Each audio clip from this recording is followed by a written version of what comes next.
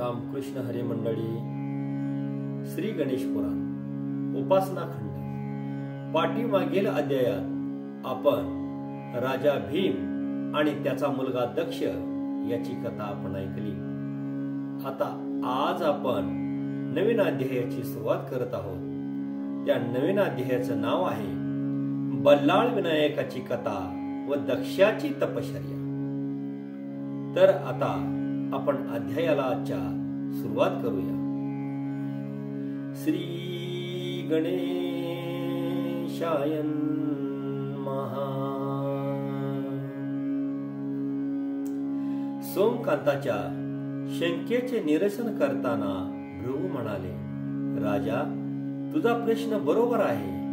विश्वामित्राने भीमाला त्यांच्या पूर्वजाची कथा सांगितली तेव्हा त्यानेही दक्षाच्या पूर्वजन्माचा मुद्दा उपस्थित केला व भीमाच्या प्रश्नाला उत्तर देताना विश्वामित्राने दक्षाच्या पूर्वजन्माचे व्रत सांगितले. ते मी तुला सांगतो, ते तू ऐक. पश्चिम सागराच्या किनारपट्टीवरील सिंधू देशात पल्ली नावाच्या नगरात कल्याण नावाचा वैश्य राहत असे. तो दानशील व धर्मशील होता. इंदुमती नावाची त्याची पत्नी. या दाम्पत्यास बल्लाळ नावाचा एक पुत्र झाला होता. या बल्लाळास लहानपणापासून अगदी देवतांची आवड होती. सवंगड्यांना घेऊन गावाबाहेर जावे, तेथे दगडाचे देव मांडून त्यांची पूजा करावी असा त्याचा नित्य खेळ होता. एकदा असे झाले की तो गावाबाहेर गेला असताना त्याने एक गोटा घेतला आणि त्या गोट्यास गणपती असे त्याने नाव देऊन दुर्वा, रानफुले आणि पानाने त्यांची पूजा केली. पूजात उपरांत कोणी ध्यान करू लागले, कोणी जप करू लागले आणि कोणी तल्लीन होऊन देवाची गाणीही म्हणू लागले. आपल्याला बालबुद्धीला अनुसरून जसे जमेल तसा प्रत्येक जण करत होता. त्या खेळात ते इतके रंगून गेले की स्वतःच्या घराचा आणि तहान भुकेचा सुद्धा त्या मुलांना विसर पडला. व इकडे मुलांची वाट पाहून थकलेल्या संतापलेल्या पालकांनी कल्याणची कानउघाडणी केली व म्हणाले, तुझ्या बल्लाळाने आमच्या मुलांना बिघडवले आहे. खेळण्यासाठी तो सर्वांना जमवतो आणि गावाबाहेर नेतो. खेळण्याच्या नादात त्यांना घराची आठवणही राहत नाही. तेव्हा तू वेळीच तुझ्या मुलाला आवर घाल. याबाबत आम्ही ग्रामाधिकाऱ्याकडे तक्रार घेऊन जाऊ. ते ऐकून कल्याणास खूप राग आला. एका हातात काठी घेऊन तो तावातावाने बाहेर आला आणि गावाबाहेर मुले गणपतीचे देऊळ तयार करून पूजेच्या खेळात मग्न होती आणि मग्न होऊन पुराणे ऐकत होती. ते दृश्य पाहून तर कल्याणचा रागाचा पारा चढला. त्याच आवेशात काठीचे प्रहार करून त्याने मुलांनी बांधलेले देऊळ मोडून टाकले आणि त्याचा उग्र अवतार पाहून मुलंही आपापल्या घरी गेली. श्री गजाननाच्या ध्यानात मग्न असलेल्या बल्लाळास या घटनेची वार्ता नव्हती. संतापलेल्या पित्याच्या हाती तो ऐताच सापडला. रागाच्या भरात कल्याणने त्यास इतके झोडपले की त्याच्या अंगातून रक्ताच्या धारा वाहू लागल्या. माराच्या वळाने अंगावर काळे निळे चट्टे उमटले. एवढेच नव्हे, अजून त्यांचे समाधान झाले नाही म्हणून त्यांनी बल्लाळास एका झाडास बांधले आणि त्याचा देव मानलेला दगड भिरकावून देत म्हणाले, कार्ट्या, आज तुझ्यामुळे मला 4 जणांचे शब्द ऐकावे लागतात. आज कोणता देव तुला येऊन सोडवतो आणि तुला खायला प्यायला घालतो तेच मी पाहतो. बल्लाळास त्याच अवस्थेत सोडून कल्याण निष्ठुरपणे घरी परतला. इकडे दुःखाने कासावी झालेला बल्लाळ आर्त शब्दात श्री गजाननाची करुणा भाकू लागला. देवा, भक्त संकटी धावतोस म्हणून तुला विघ्नहर्ता म्हणतात. पण आज माझ्या बाबतीत उलटेच घडले. आज तुझ्या पूजेत मी मग्न असताना माझ्या पित्याने मला मारहाण केली. हे कसे झाले? देवा, वेदशास्त्र पुराणे भक्त प्रतिपालक म्हणून या शब्दात तुझी स्तुती करत असतात. असे करत असतात. या संकटात मी एकटा पडलो. हे गजानना, हे तुला दिसत नाही का? तू पाठ का फिरवलीस? याला काय म्हणावे? तुझे हे भक्त वत्सल हे ब्रीद तू क्षणात विसरला की काय? क्षणभर तो थांबला. अर्धवट ग्लानीही त्याच्या नजरेसमोर त्याचा पिता, त्याचा आराध्य दैवताची विटंबना करीत असल्याचे दृश्य त्याला दिसू लागले व भावना वेगाने तो कळवळला. पित्याने त्याला मारले याचे त्याला जराही वाईट वाटले नाही. पण त्याच्या देवाबद्दल नीच कृत्याचा मात्र त्या संताप आला होता आणि उद्गीन अवस्थेत त्याने पित्यास शाप दिला. ज्याने गजाननाचे मंदिर उद्ध्वस्त केले, देव फेकून दिला, तो आंधळा होईल आणि क्षणात आंधळा झाला पाहिजे. तो मुका होईल आणि बहिरा सुद्धा होईल. त्याच्या पाठीस कुबड येईल आणि त्याच्या सर्वांगात छते पडून त्याची दुर्गंधी येईल. आज इथे या स्थानी मी जड देहाने जरी बांधलेला गेलेला असलो तरी माझ्या मनाचा मी स्वामी आहे. देवा गजानना, तुझ्या ध्यानात आणि माझ्या नामस्मरणात माझा प्राण जावा एवढीच माझी इच्छा आहे. आणि बोलणे पूर्ण होताच त्यास पुन्हा मुलाने आले व तहानेने घशास कोरड पडली. भुकेने पोटात थैमान घातले होते. जखमातील रक्त सुकून गेल्यामुळे जागीच थबकले होते आणि तशाही अवस्थेत त्याच्या मुखातून मंद स्वरात श्री गजाननाचेच नामस्मरण चालू. कल्याण निघून गेल्यावर बराच कालावधी झाला. उणे कल्ली अतिउग्लानीने बल्लाळांची मान ही छातीवर झुकली. आता मात्र दयागण गजाननास राहिलेला. बल्लाळाच्या भक्तीची झाली एवढी परीक्षा पूर्ण झाली.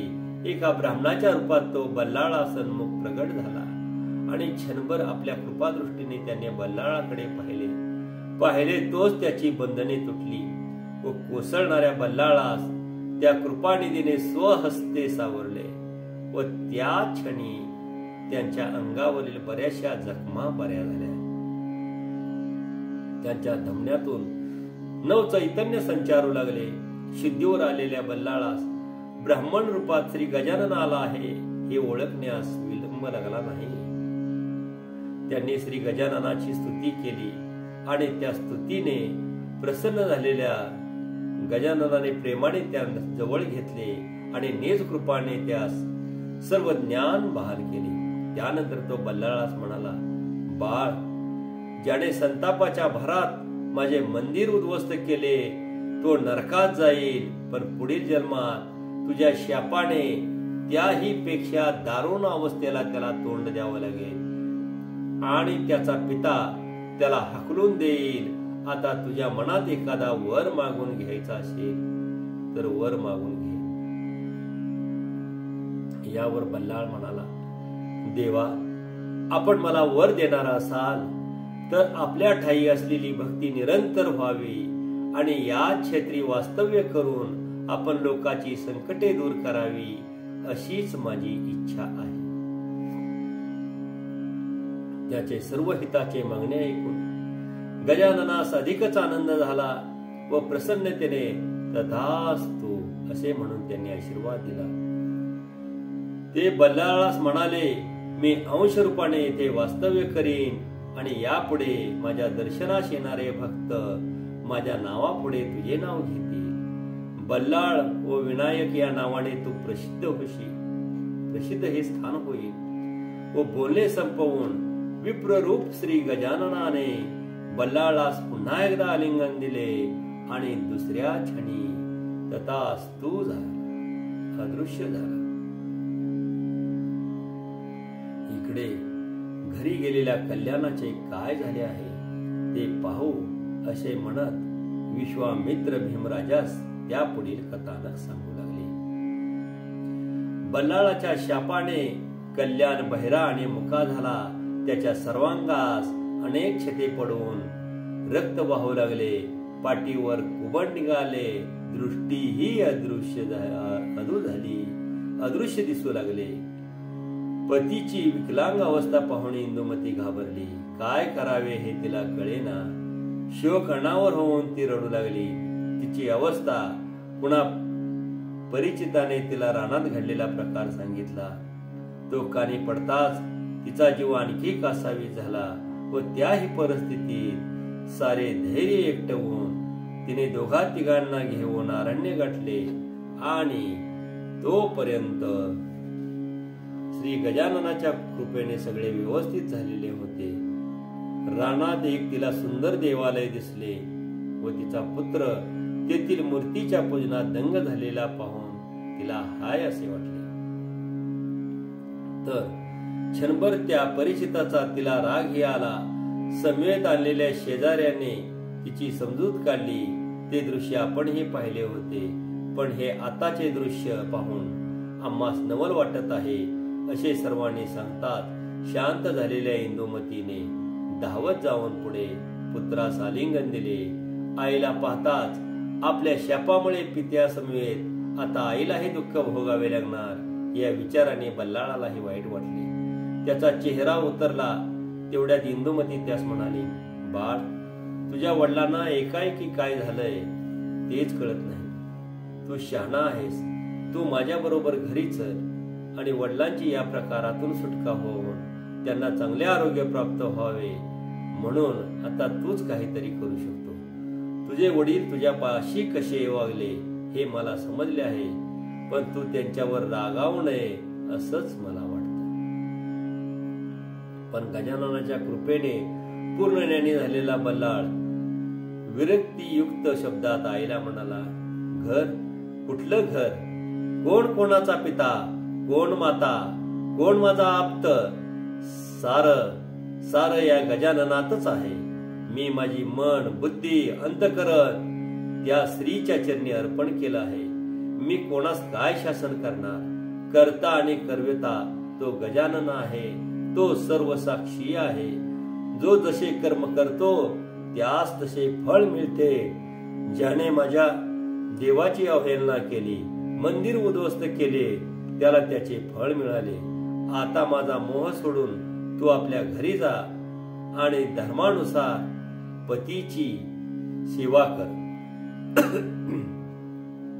बल्लाळमुखीचे उद्गार ऐकून त्या मातेच्या हृदयात कालवा कालव झाली आणि खिन्न स्वरूपात ती बालकास म्हणाली, पण मी एकटी काय करू?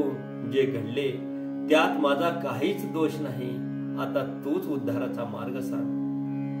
मातेच्या केलीवाण्या उद्गाराने बल्लाळाचे मन द्रवले व तो म्हणाला, हे सर्व खरे जरी असले तरी या जन्मी यांचा उद्धार होणार नाही.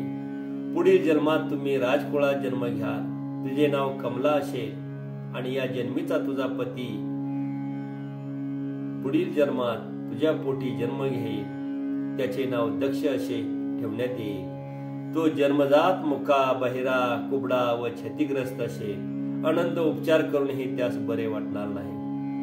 उग्र तप आणि उपचारांनाही गुण येत नाही पाहून त्याने हतबल झालेला त्याचा पिता संतापाने तुम्हा दोघांनाही राजा बाहेर हाकलून देईल व पुढील प्रवास करीत तुम्ही एका गावी मुक्काम करा व तेथील एका थोर गणेश भक्ताच्या अंगवताने तुझ्या पुत्राच्या समस्त व्याधीचे निरसन होऊन त्यास रोग प्राप्ती होईल व पुढे तो गजाननाची मनोभावे उपासना करील. तेव्हा तुम्हा दोघांनाही गणेश दर्शनाचा लाभ होईल. इंदुमतीस अत्यंत वाईट वाटले. जरी हे खरे असले तरी आता जो भोग आहे तो भोगणे एवढ्याच आपल्या हाती आहे. पण त्या भोगण्यातही एक समाधान होते. समवेत आलेल्या लोकांनी तिचे सांत्वन केले व मनासावरून ती परतली व त्यावर एके दिवशी बल्लाळ एकांतात असताना एक दिव्य विमान आले व त्यात बसून बल्लाळ स्वर्गलोकात निघून गेला.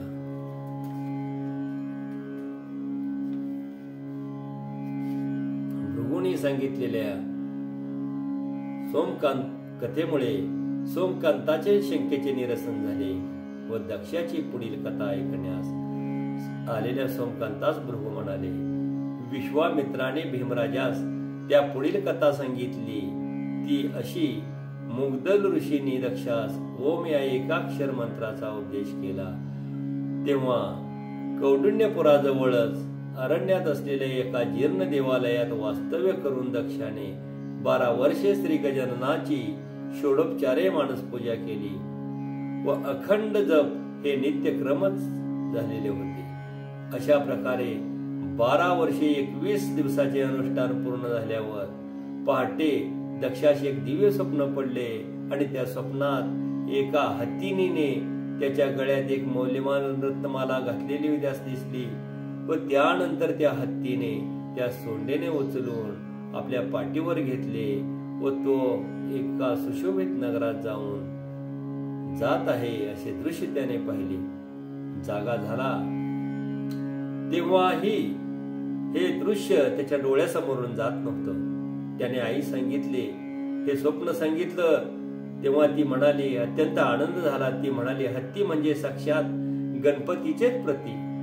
त्याने तुला पाठीवर बसवून नगरात नेले याचा अर्थ तुला लवकरच राज्यप्राप्तीचा भोग आहे असे मला वाटते असे आई म्हणाली. आईच्या उद्गाराने दक्षास आनंद झाला. आई, माझ्या समेत तूही अनंत हाल अपेष्टांना तोंड दिले. राणी असूनही भिक्षांनावर पोट भरायची वेळ तुझ्यावर आली. जर मला राजप्राप्ती झाली तर मी तुझ्यासाठी उत्तम वस्त्र अलंकार घडवी आणि तुला हिंडवण्यासाठी खास पालखी तयार करीन. पुत्रमुखीचे हे बोलणे ऐकून कमला म्हणाली, दक्षा, तुला राज्य मिळाले तर मला आनंदच आहे, नाहीतरी तू राजपुत्रच आहे. पण हाती सत्ता आली, संपत्ती आली तरीही नीती, न्याय व धर्माचे पालन कर व त्याने श्री गजाननाची तुझ्यावर अखंड श्रद्धा राहील. ते कृपा करतील तुझ्यावर, त्यांना कधी विसरू नको. ईश्वर तुला उत्तम आरोग्य आणि उदंड आयुष्य देवो. आता ही 12वी कथा आपली समाप्त झाली आहे. गणपती बाप्पा मोरया, मंगलमूर्ती मोरया. आता उद्या आपण अध्याय 13वा दक्षास राज्यप्राप्ती व विश्वामित्राकडून भीमराजास उपदेश आपण हा अध्याय उद्या आपण ऐकूया. हा अध्याय अतिशय सुरेख, अतिशय सुंदर आहे. गणपती बाप्पा मोरया.